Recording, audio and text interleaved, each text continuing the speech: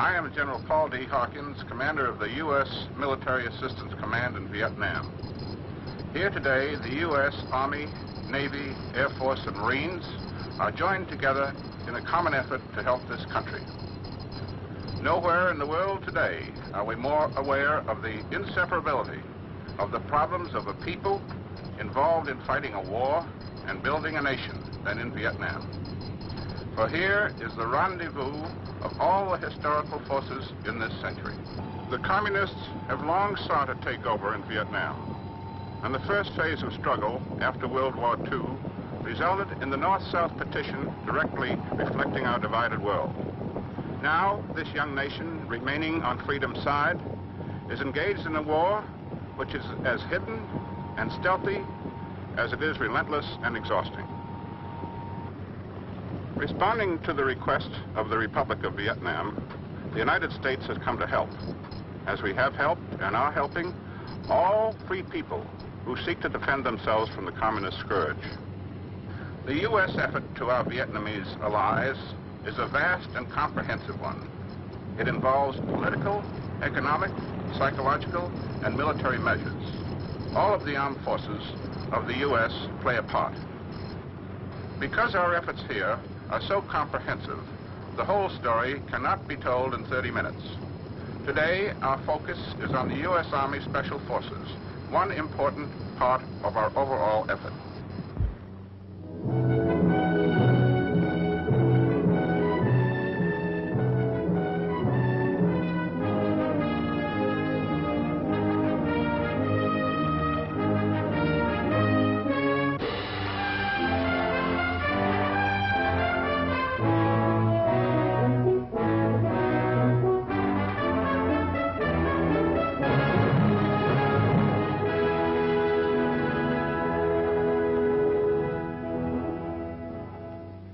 I'm James Arness.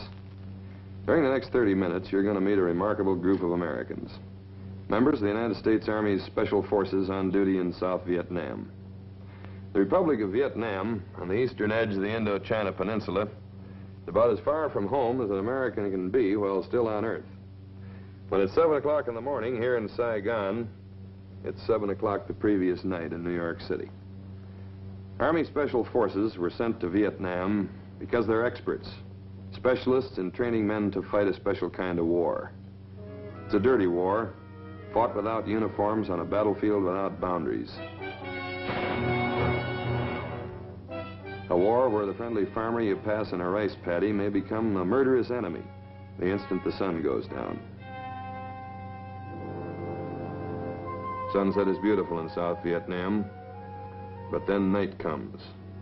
And at night in Vietnam, men die.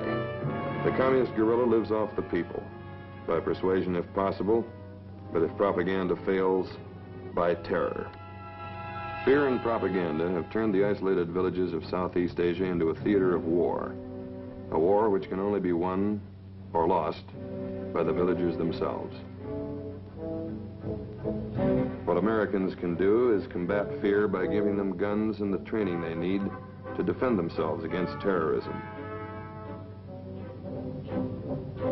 And we can reply to the propaganda by actions. We can bring to these remote areas some tangible proof that the way of life we propose is a good life, worth fighting for. This is the story of a small group of Americans who are quietly trying to do that job, now in the swamps and jungles of Vietnam.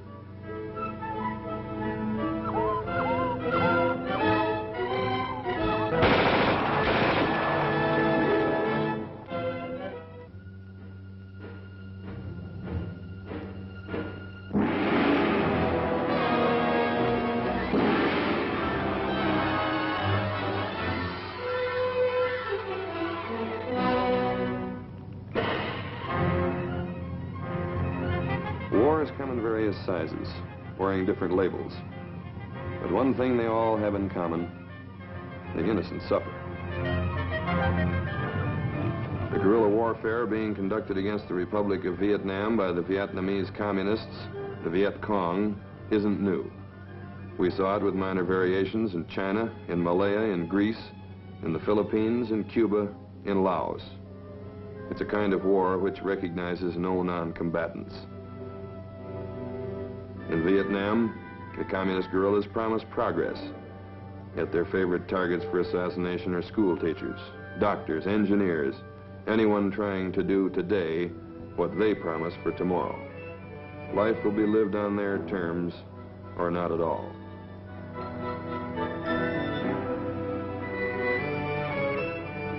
What happens to Vietnam will depend in the end on who wins the villages. And the government of the United States has determined that it won't be communist guerrillas.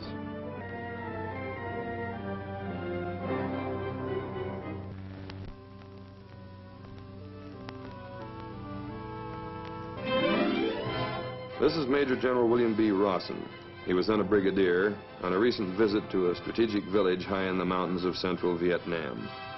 As Special Assistant to the Chief of Staff for Special Warfare, he has come to inspect the village defense system, established here by a 12-man Special Forces team, a handful of Americans who in a few short months have converted a remote, guerrilla-infested highland plateau into a major training center of anti-communist tribesmen.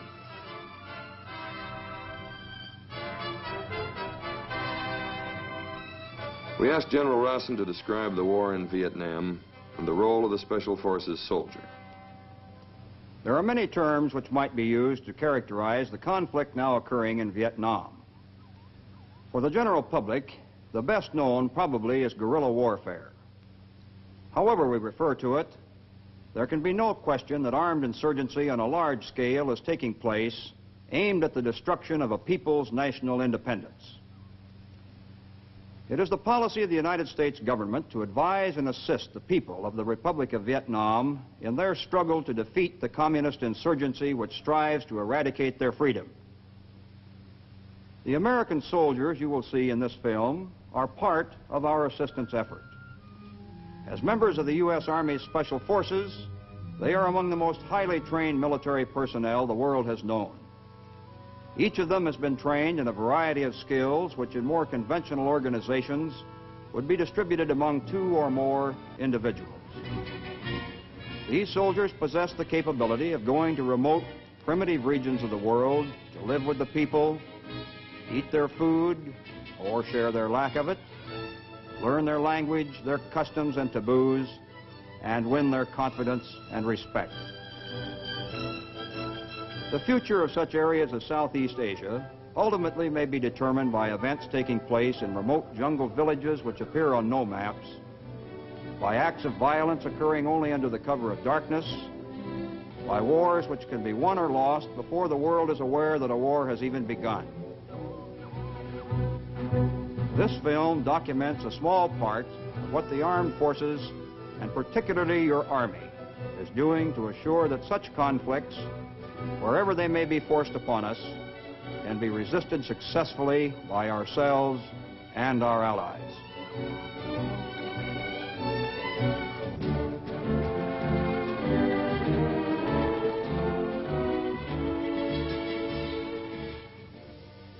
I'm Captain Ron Shackleton, Detachment Commander of the Special Forces personnel in this area.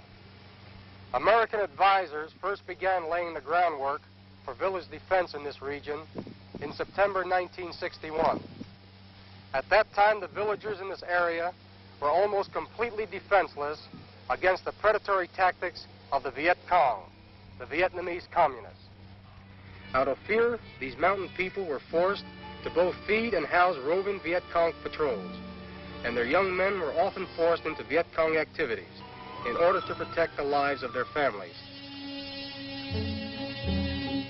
Our effort during the months we have been here have been to teach the mountaineers, who call themselves the Raw Day people, that they are capable of defending themselves against such tactics, that they need not be afraid. We have shown the Raw Day how to build stockade-type fences and how to maintain 24-hour security.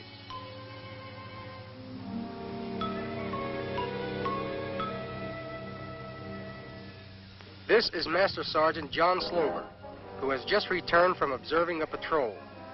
Through an interpreter, he will comment on his observations. You wait, tell the patrol that they did a very good job today.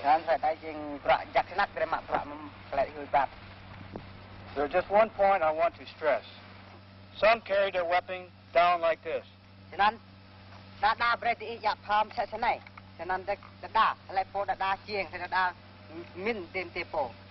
Carry their weapon out the ready at all times.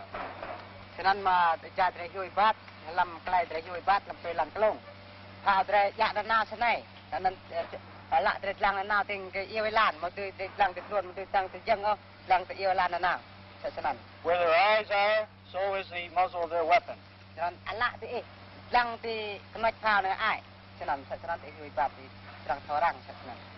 Jaka? Not all our advisors rely on interpreters. Here we see Sergeant Bill Belch instructing the carbine in fluent Vietnamese. Đây là khẩu súng carabine là K30. Trước khi Hảo lắp và tháo khẩu súng này, tôi sẽ nói qua về những tính cách của khẩu súng này. Muốn bắn chết một tên quân địch, cách các anh có lẽ chừng 300 thước thì được với khẩu súng này, nhưng xa hơn thì chắc là không được.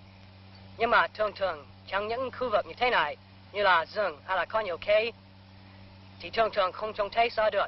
Thế thì nếu một tên quân địch gần. Basic instruction in the care and use of a weapon, familiar to any veteran of the U.S. Army.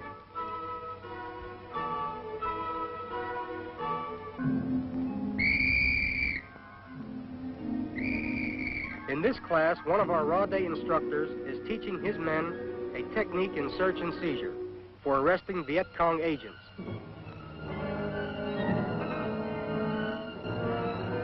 Many such agents conceal themselves in friendly villages disguised as ordinary workmen.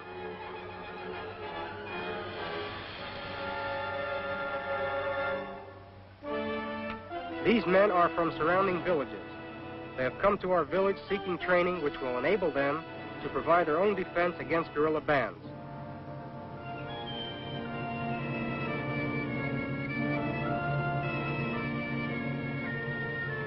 It is not unusual to see 200 or more of these people each week.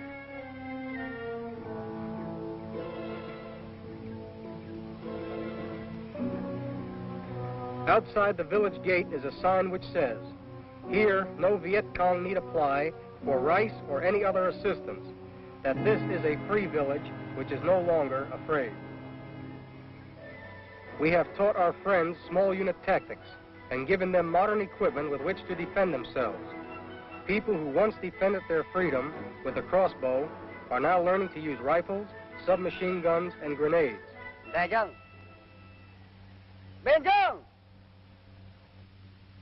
Mapatangan! Ma! And up, now! Ebat! Bat! Da! Dwa! Da! Dwa! Da! Dwa! Da! Dwa! Da! Dwa! Da! Dwa! Da! Dwa! Da! Dwa! Today, these Rade people, who are in some ways very primitive by American standards, are among the best anti-guerrilla fighters in Southeast Asia.